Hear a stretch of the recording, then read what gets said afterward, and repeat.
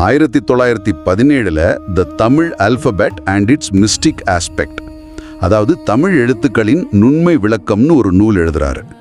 இதுல தான் அவரோட சிந்தனையின் உச்சத்தை நாம பார்க்க முடியுது. அங்க அவர் என்ன சொல்றாரு? அவர் என்ன சொல்றாருன்னா, தமிழ் எழுத்துக்களோட மூலம் ஓங்கிற பிரணவ ஒலி தான்.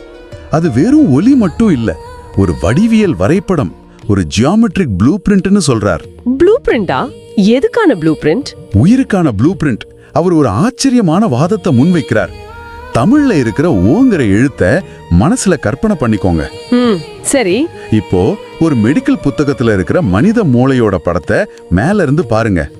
மூளையோட 2 அரைக்கோளங்களும் சேர்ந்து நடுவுல ஒரு பிளவோட அதே ஓ வடிவத்துல தான் இருக்கும். ஆச்சரியமா இருக்கே. இன்னும் ஆழமா போய் தாயின் வயித்துல இருக்கிற கருவோட ஆரம்பகால வடிவமும் அந்த ஓ மாதிரி தான் இருக்குன்னு படங்களோட விளக்குறார். நம்பவே முடியல.